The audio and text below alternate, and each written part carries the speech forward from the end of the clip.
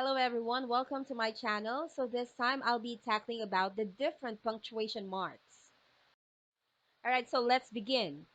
The first punctuation mark that we will be discussing is comma, and we have to follow different rules in using comma. So we have rule number 1. We need to use comma to separate items in a series.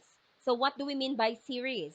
It is a list of 3 or more items, and the last two of which are joined by and, or nor. So let's have the given examples. Number 1, please put the cups, jars, and plates into the cabinet. And as you can see, we have 3 items here: cups, jars, and plates. So we need to put comma after cups, comma after jar, and we will be connecting it with a conjunction and. Number 2, Maggie really doesn't care whom you see, where you go, or what you do. So again, we have 3 items here. 1 is whom you see, 2 is where you go, and 3 is what you do. Therefore, we need to add comma after each item. And remember guys, whenever we use conjunction and or no, or nor, we have to put comma preceded by it. All right, now let's proceed to rule number 2. Use commas between coordinate adjectives. So what do we mean by coordinate adjectives? These are adjectives placed next to each other that are equal in importance. And we have 2 tests to determine whether adjectives are coordinate adjectives. So number 1, see whether and can be smoothly placed between them. And number 2, see whether the adjectives can be reversed. So look at the following examples. Number 1, we saw a happy, comma, lively poodle. Now, let's try if we can smoothly add and, okay, in the given example. We saw a happy and lively poodle. So meaning to say, if we can smoothly add and, okay, in the given statement, and definitely it is, these are coordinate adjectives. So look at the second example. For, see whether the adjectives order can be reversed. We saw a lively, happy poodle. We saw a happy, lively poodle. So the meaning did not change, okay? The meaning did not change because both of these adjectives are coordinate. So meaning they have equal importance in the statement. Now, if we cannot just add smoothly the coordinating conjunction and here, then definitely the 2 adjectives are not coordinate adjectives. Our rule number 3 is use comma when 2 independent clauses are joined by coordinating conjunctions for, and, nor, but, or, yet, and so, or what we call fanboys. These are the coordinating conjunctions. So look at the given example. Joe read the book, but his friend saw the movie. So we have here the first independent clause. When we say independent clause, it can stand alone. Okay, so Joe read the book, it's a complete statement. And then the second one, his friend saw the movie. It is also an independent clause because it can stand alone. And these 2 independent clauses are being linked or being connected by the conjunction but. Therefore, there must be a comma after the first independent clause or the first statement. So let us try to observe the given sentences. One is a simple sentence and the other one is a compound sentence. When we say simple sentence, it only has one independent clause in a statement, or it has one subject and one verb. Like this, for example, Marion read the paper but didn't agree with its thesis. So we only have one independent clause here. That is why we are not going to put a comma before the coordinating conjunction but. But in a compound sentence, we have here, Marian read the paper, but she didn't agree with its thesis. So if you're going to check it, it is connected by the coordinating conjunction but, and we have to put comma here. Why? Because we have 2 independent clauses here. One, Marian read the paper, and the other one is she didn't agree with its thesis. By the way, when we say independent clause, it has one subject and one verb, and the meaning is already complete. So this is the reason why we put comma before the coordinating conjunction but. So let us have another examples of simple sentence and compound sentence with coordinating conjunction and. So let's start with this. The Army and the Marines were summoned.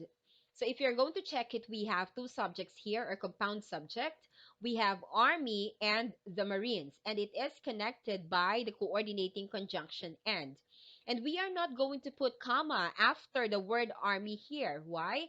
Because this one is just a simple sentence. And if you're going to look at the compound sentence, we have here the army was summoned and the Marines were put on alert. So check this one. We have comma before the coordinating conjunction and. Why? Because we have two independent clauses. One, the army was summoned. It has a complete thought already. That is why it is being called as independent clause. And the second one is the Marines were put on alert. Another independent clause.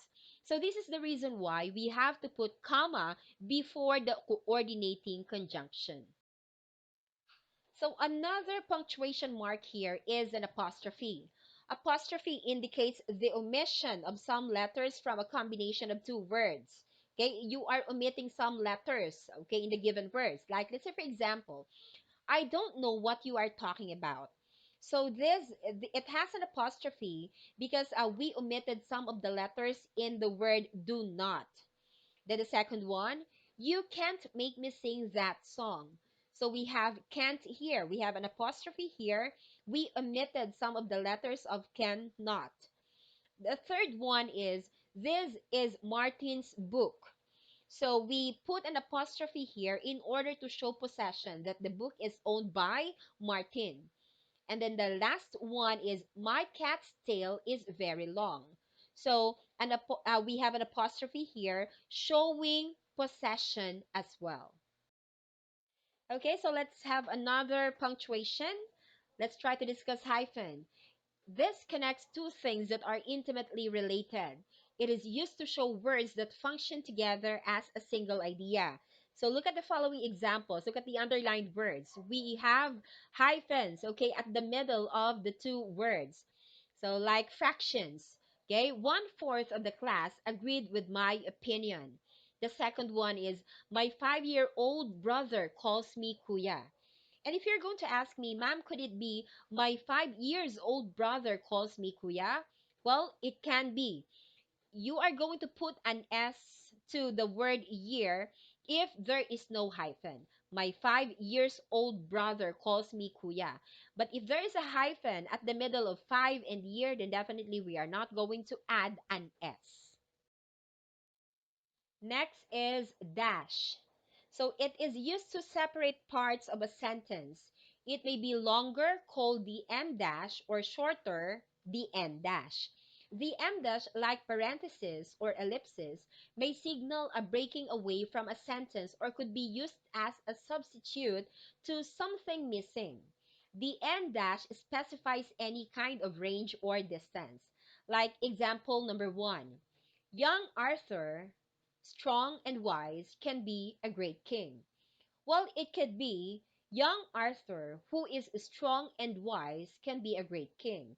So we remove who is and we substituted it with dash.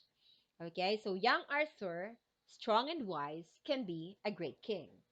And then the second one, it specifies any kind of range or distance. Like this, for example, read from pages 45 to 55 of your English book. So let's have another punctuation, which is colon. It is used to introduce a list of items or a code, to indicate a ratio or time, and to separate two major parts of a sentence. So example, you will need to bring the following. So we have colon here, apple, banana, and orange. The second one is the time is now 10:10 p.m. So we use colon here in order to indicate time. And then the next one is ratio. 1 is to 3.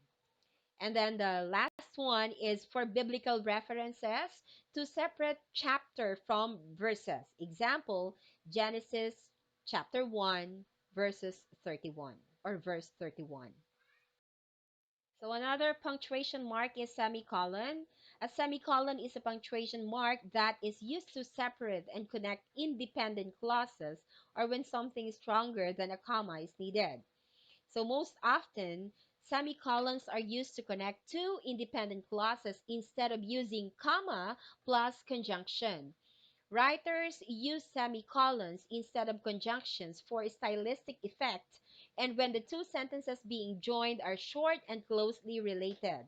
Like let's say for example, we have here Joanne likes eggs. Jennifer does not.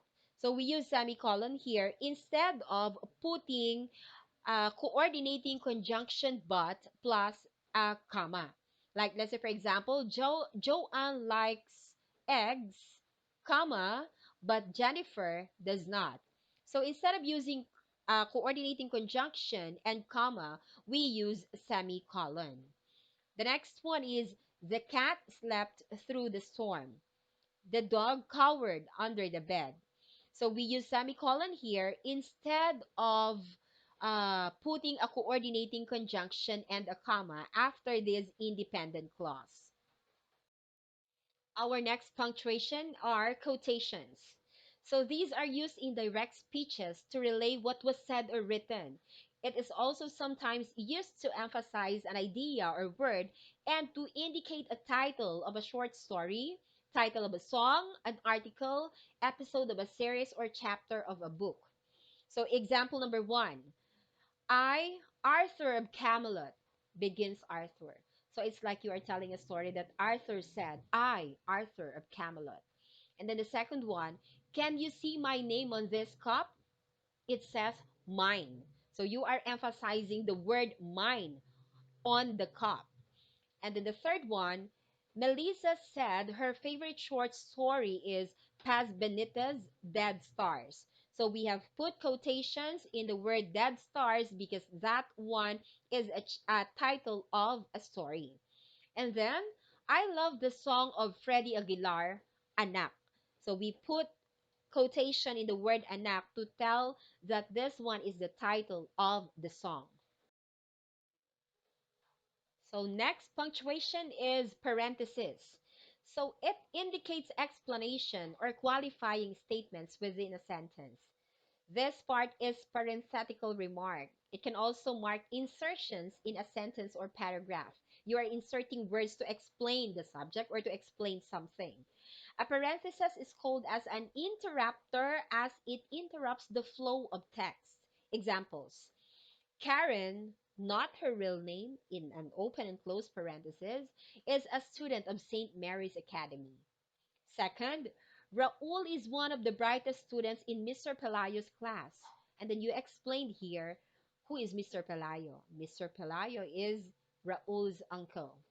And then the third example, Andrew Jacqueline, last year's losing finalist, is expected to win this year. So you are explaining here in an open and closed parenthesis that Andrew Jacqueline was the last year's losing finalist.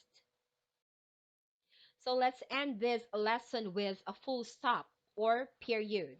So it is a punctuation mark that is used to end the sentence or a declarative sentence. And this one is also used in an abbreviation. So full stops are used to mark the end of a sentence. Examples, 1, let's have some lunch. I have to catch a business in 10 minutes. And then for an abbreviation, we have Dr. Tan visited her patient. So instead of putting or using the whole word doctor, D-O-C-T-O-R, we are going to put DR as an abbreviation plus period. And then Engineer Ocampo signed the project proposal. So we have used here the abbreviation of engineer, E-N-G-R, plus the period. All right, so thank you so much. I hope you learned something from our discussion. So once again, this is Ma'am Liz, and please do not forget to subscribe.